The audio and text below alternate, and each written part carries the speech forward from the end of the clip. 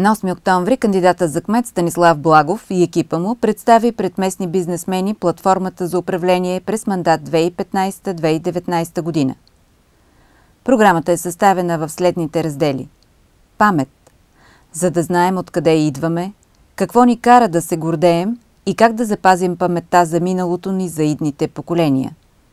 Икономика и инфраструктура, за да оценим състоянието и перспективите пред местната икономика, за да планираме инвестициите в инфраструктурата и да насочим усилията там, където ще има резултати. Общество. Защото през изминалите години Община Свищов беше активен участник в реализацията на всички инициативи на местната общност. Управление.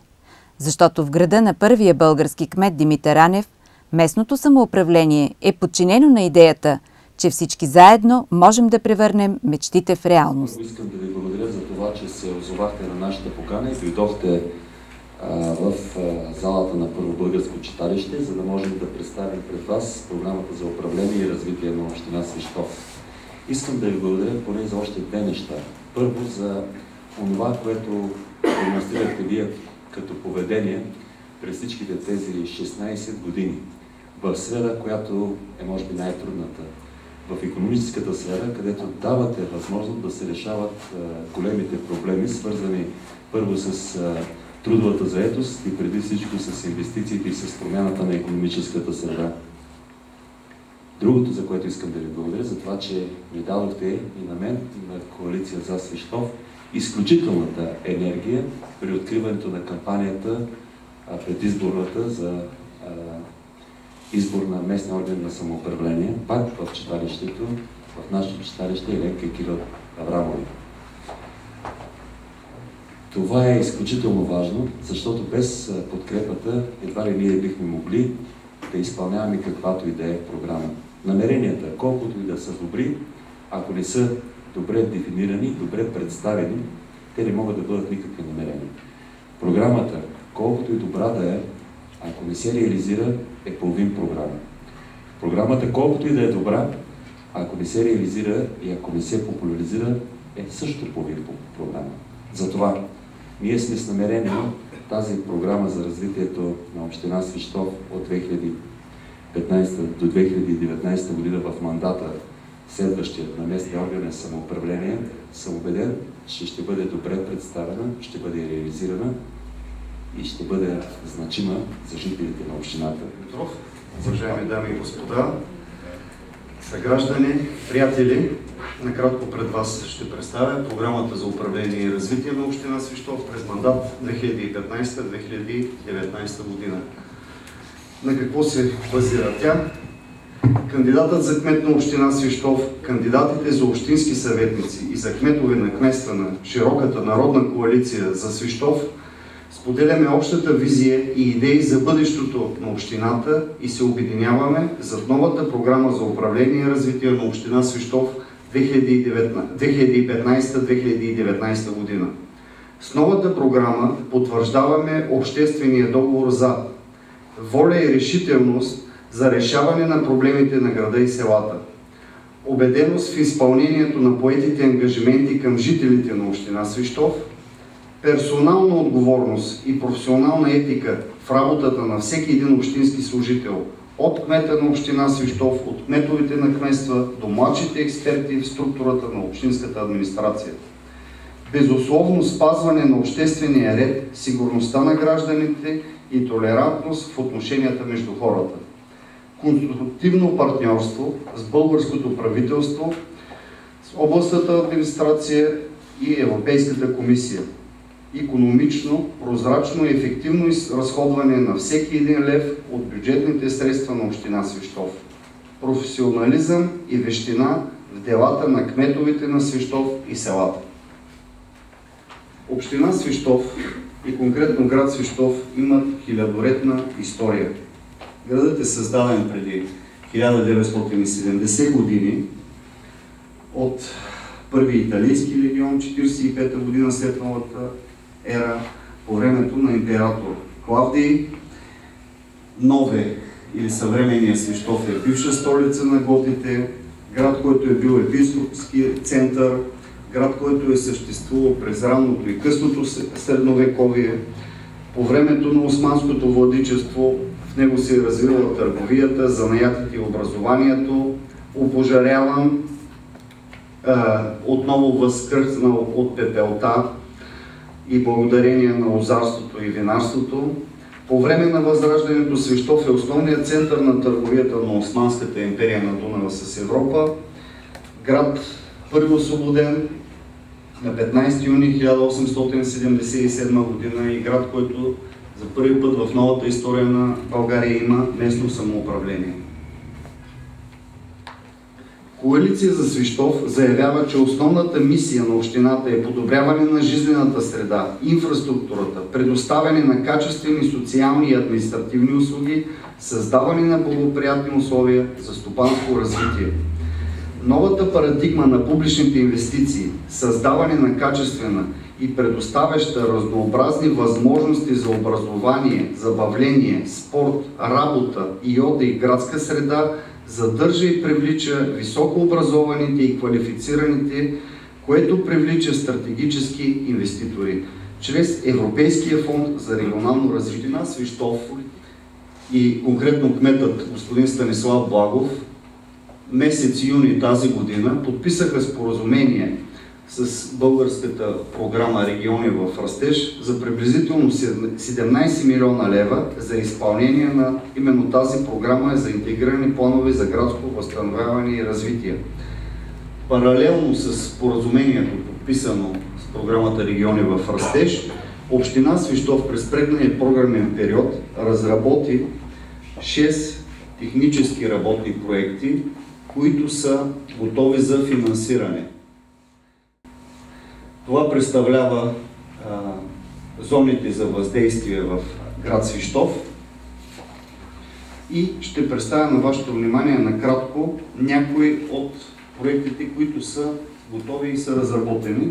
Това е проект за цялостно обособяване на местността Банара в градски парк с детски, спортни площадки, пешеходни пространства и осъществяване на пешеходна връзка между основните транспортни терминали и централния площад Алеко в град Свищов. Проектът е на обща стойност 4 милиона и половина лева и е готов за изпълнение пред следващата година. Това е следващия проект, обемно и пространствено решение за парк Калето. Той е на стойност 3 милиона и 400 хиляди лева и отново е разработен по програма Техническа помощ. Това е парк Радост, който се намира в жилищен комплекс Рилът. Изцяло ще бъде реиновиран този парк на стойност 420 хиляди лева. Това е вече проект за подобряване и реновиране на градската среда на улица Патриарх Евтимий. През тази година се реализира проектът за зелена и достъпна градска среда. На тази улица беше изцяло ремонтирана, преасфалтирана с подменени тротуари, създадена велоалея. Паралелно върви програмата за саниране за многофамилни жилищни сгради, където има блокове, които са кандидатствани, одобрени са и за единия блок върви за два от блоковете върви обществената поръчка за цялостното им саниране. Както виждаме, има и изготвен цялостен проект на стойност 3 милиона лева. Вече за самите междублокови пространства, създаване на където са гаражите зад блоковете за достъпна среда, пред блоковите пространства, паркоместата пред блоковете, т.е. чрез реализирането на този проект и проекта за саниране на многофамилни жилищни сгради, този квартал изцяло ще придобие един нов облик, изцяло реновиран, с подобрена жизнена среда. Следващия проект е подобряване и реновиране на градската среда на улица Черни връх и ЖК Младост. По същия начин проектът е на изключително голяма стойност 5 милиона и половина лева. Ремонт на улиците, паркоместа, места за отдих, междублокови пространства, достъп за лица с увреждания и изцяло подобряване жизнената среда на жителите от тези крайни за центъра квартали. Това е един социален проект на стойност 1 300 000 лева за детската градина ЦДГ Радост в същия квартал Рилите. Саниране на самата сграда, мерки за енергийна ефективност, достъп за деца в неравностойно положение, подобряване изцяло на средата.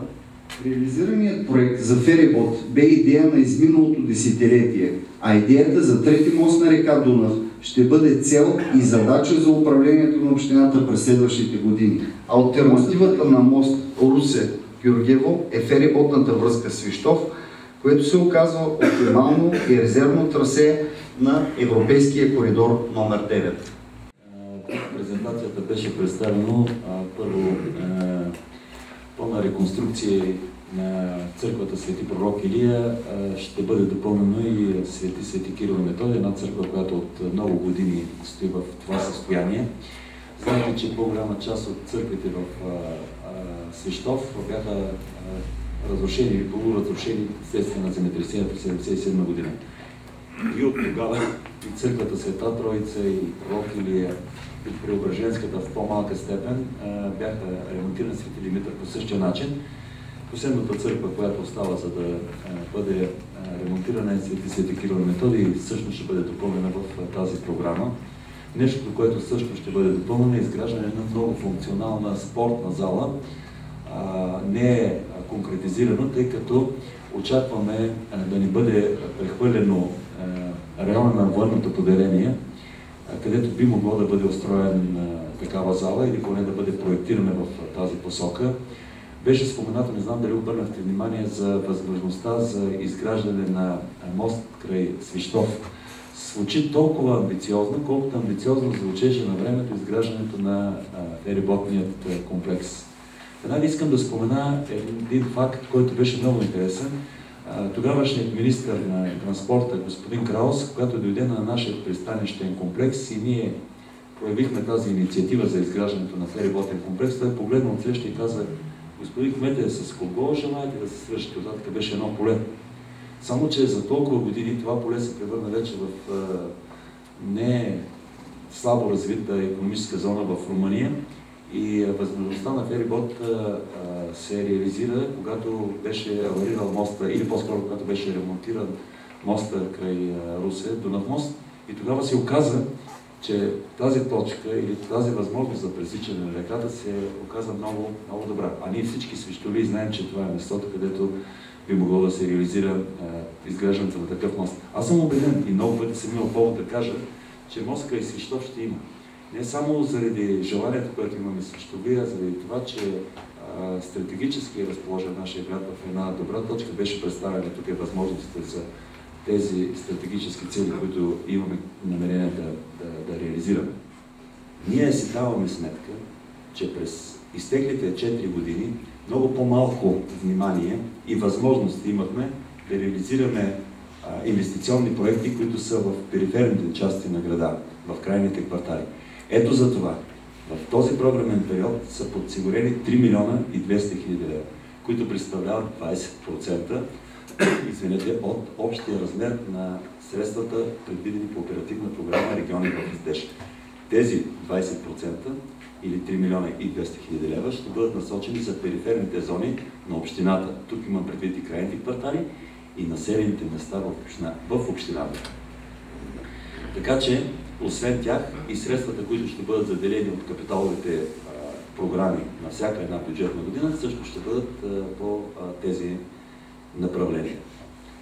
Това е информация, която струва ми се, че е необходимо в допълнение да бъде дадена извън презентацията, извън регламентираните форми на програмата за управление и развитие на община Свищов и смятам, че тя ще бъде добра база за осигуряване на една активна дискусия, в която наистина се нуждаем.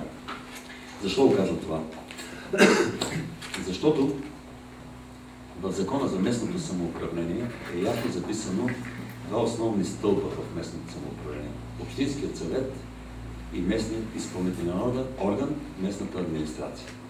По закона, който ние работим, местното самоуправление, има предвидени възможности за организиране на обществена дискусия и на обществени обсъждания за всички важни стратегически документа на общината ни. За съжаление обаче, колкото и опити да сме направили и ние, и колкото опити да са направени в която и да е община, няма тази активност, която е крайно необходима, за да се реализират ефективни, обществено значими и конкурентни проекти в общината. Затова в следващият мандат, ако разбира се бъде избран, на вас разчитам естествено, ще работим за промяна и на закона за местното самоуправление, изключително важен, за да може да бъдат ясно регламентирано гражданското участие в местното самоуправление като цяло. Във всички модерни общини в България, в Европа, извинявайте, този регламент съществува. В българското законодателство все още моите колеги, кметове на общини, общински председатели на съвети или някоя част от общинските съветници, това нещо някак се не го приема като важно и като съществено. Защо обаче го споделям с вас? Защото когато се обсъждат такива програми, когато се определят отделните проекти за реализиране, вашето участие, участието на гражданското общество е задължително. Ако не е регламентирано в закона, ние бихме могли да го пренебрегнем.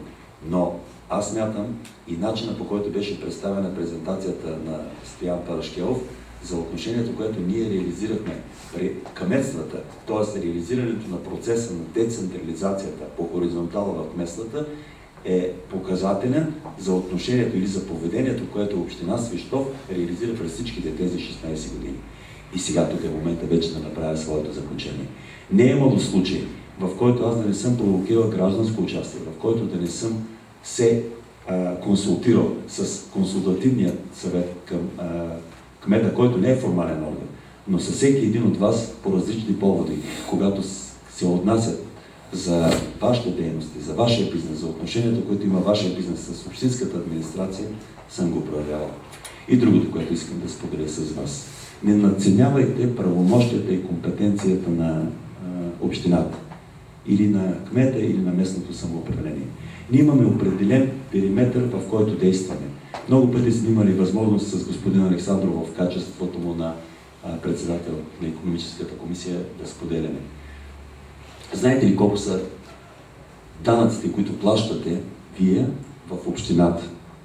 И колко са данъците, които вие плащате към държавата? Аз ще кажа следното. Като факт, като констатация. Данъците, които влизат в общината, са 7% от общите данъци, които вие плащате въобще. Тук не се отнася за таксите. Таксите са разходно покривни, те не могат да имат отношение като устойчив приходоизточник за общината. Говорим само за данъците. Те са едва 7% от всички данъци, които плащате вие въобще. Защо го казвам това? Защото, господин Александров се ми говори, нека нашите ставки за данъците да бъдат на най-ниското ниво. Говорили сме в Икономическата комисия. Взимали сме такова решение. И всъщност, какъв е резултатът? В момента местните данъци в община Свищов, които вие плащате като представители на стопанските единици на територията на общината, са най-ниските като ставки в по-голямата част и много ниски в останалата част към местният бюджет. Това е изключително важно, което искам отново да бъде споменато и то беше отбелязано, по-скоро беше маркирано в презентацията. Но това е аудиторията, пред която отново трябва да споделя и да потвърдя, че нашата позиция и нашата политика ще бъде такава. Ниски данъци, възможност и условия, създаване условия за развитие на бизнес. Отчетено беше и струва ми се, че е така. Общината изгради достатъчен административен капацитет от способни специалисти през последните години. Вероятно имаме и пропуски, вероятно имаме и недостатъчна оперативност, както навсякъде, както във всяка дейност, но струва ми се, че в по-голямата част от административното обслужване на общината ни сме на едно, бих казал, много добро ниво и смятам това да го затвърдим, като отново споменавам, ставките по отношение на данъците ще се стреми да бъдат на едно подсредно ниво, това, което имаме ние правото на компетенция. Имахме повод да коментираме и казват, могат ли да бъдем освободени от данъци? Няма как. Нямаме тази компетенция ние да освобождаваме от местни данъци. Ние можем да променяме само размера на съответната ставка на данък. Така че това исках да кажа като добавяне на информацията, за да може да бъде повод пък за коментар. Благодаря ви много.